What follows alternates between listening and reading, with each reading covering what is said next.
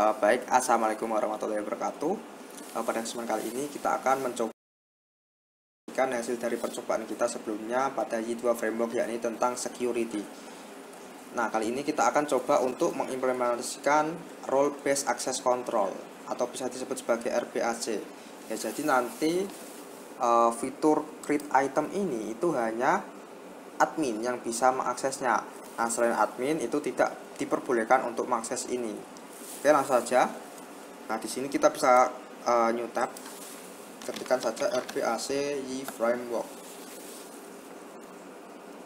Nah, paling atas di sini ada security authorization, ya kita pilih saja ini untuk melihat dokumentasi lebih lengkapnya di dalam webnya.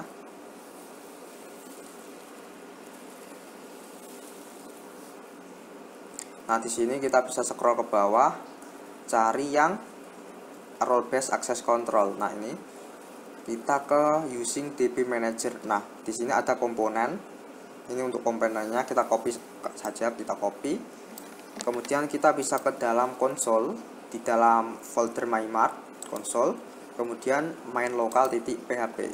Nah, di sini kita bisa paste di sini. Oke, sudah, kita save ya. Nah, guys, kita scroll ke bawah lagi. Nah, selanjutnya yang akan kita lakukan yaitu melakukan migration ya, untuk membuat tabel-tabelnya. Nah, nanti tabel yang akan dilakukan migration yaitu ada item tabel.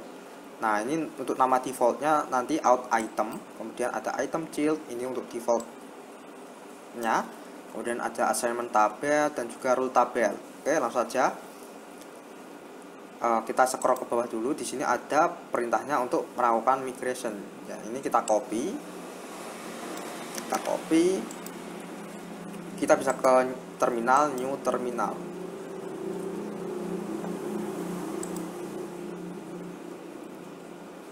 Nah, di sini kita bisa paste. Kemudian di depannya kita tambahkan PHP. Jadi PHP Y migrate. Oke, di sini nanti akan otomatis membuatkan 4 tabel tadi ya. Oke, kita yes saja. Oke, di sini membuatkan tabel. Oke, sudah migrate up successfully. Oke, kita coba cek di dalam database MyMart. Kita refresh. Nah, di sini muncul ya out assignment, out item ya, sama seperti tadi, sama seperti ini. Oke, sudah, kita coba cek ke out item ya.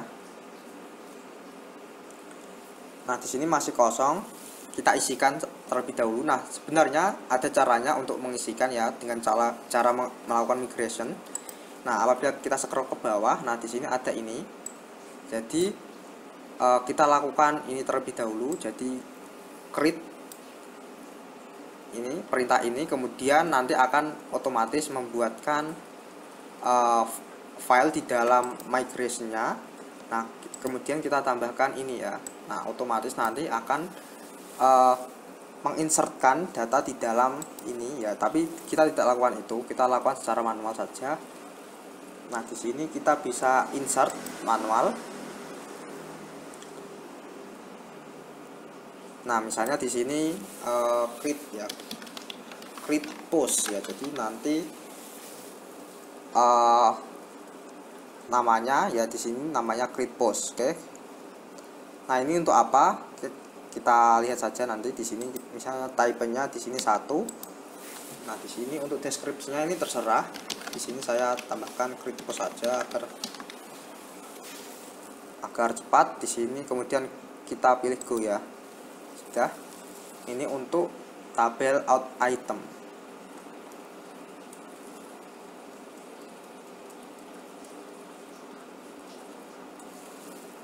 Nah, di sini sudah ya, sudah diinsertkan. Sekarang kita masuk ke dalam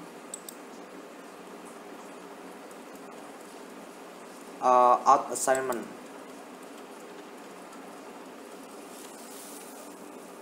Oke, kemudian di sini kita insert. Nah, di sini akan otomatis menambahkan ya, tadi kan sebelumnya sudah kita buat ya create post untuk name-nya di out item. Nah, di sini akan muncul. Nah, kita pilih saja karena hanya ini yang kita buat. Nah, user ID-nya, user ID ini itu diambil dari tabel user ini. Kita unsave dulu. Kita masuk ke tabel user. Nah, apabila kita lihat di sini untuk admin itu ID-nya itu 2. Nah, user ID yang ada di dalam out assignment tadi itu diambilkan dari ID pada tabel user ini ya. Nah, ini di sini 2, kita masuk lagi ke out assignment. Nah, di sini kita bisa insert. Nah, kita pilih di sini create post ya. Di sini user ID-nya 2. Kemudian kita go. Oke, sudah di sini sudah menginsertkan. Oke, selanjutnya yang akan kita lakukan yaitu kita ke backend terlebih dahulu. Backend, kemudian config, kemudian main.php. Nah, ini untuk terminalnya kita close saja. Oke, sudah di sini kita coba cek. Kita cari yang namanya default role ya. Nah, default roles, kita scroll ke bawah. Nah, di sini using default roles ya. Di sini, nah ini ada komponen. Nah, ini out manager ini kita copy saja. Nah, di sini kita paste ya. Kemudian di sini kita ganti saja PHP manager ini menjadi DB manager ya. DB manager, oke. Nah, di sini default role-nya kita ganti menjadi US ya, US. Oke, sudah. Oke, sudah. Selanjutnya kita akan masuk ke dalam controllernya. Nah, karena di sini itu ada di item controller. Nah, di sini kita bisa masuk ke dalam backend ya. Kemudian controller, item controller. Di sini bisa kita lakukan pengecekan. Nah, caranya di sini kita bisa lihat di dalam webnya. Kita scroll ke atas lagi. Di sini ada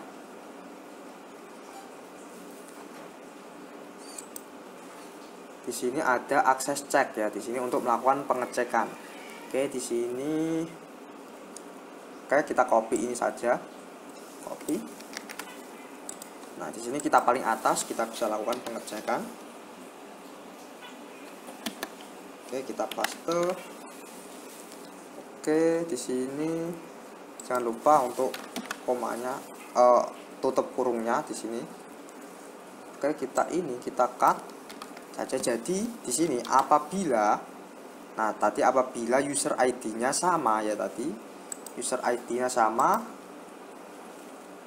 dengan yang mengakses create post yang ada dalam, coba kita lihat di sini. Nah, jadi apabila user ID-nya itu ada yang 2 ya di sini, maka dia dapat mengakses ini ya. Nah, dengan create post ini, jadi dia dilakukan pengecekan di database-nya. Nah, kemudian di sini kita bisa paste tadi untuk tutup kurungnya. Nah, di sini kita bisa else.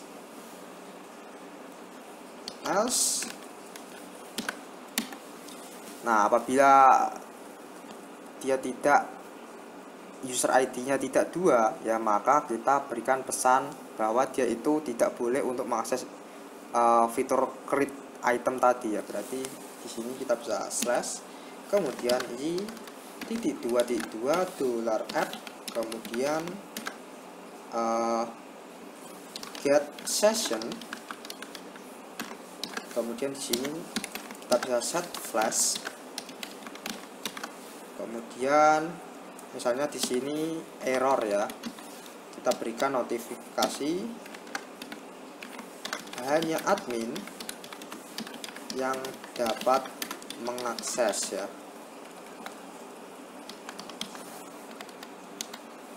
Oke, sudah. Apabila sudah kita kasih notif ini, kita lakukan redirect ya. Jadi kita return terlebih dahulu, kemudian $this di sini kita bisa redirect.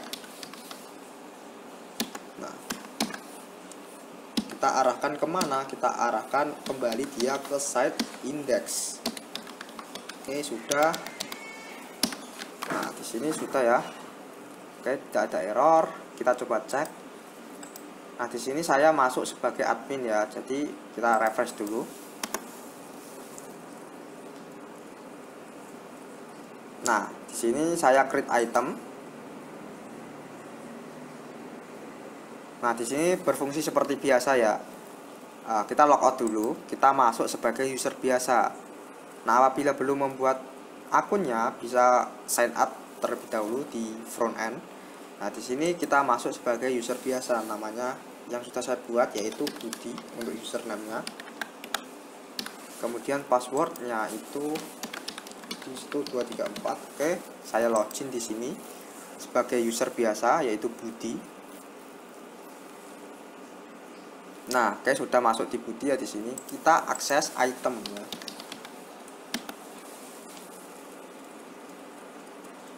Nah, di sini ada create item. Nah, coba saya klik di sini ya.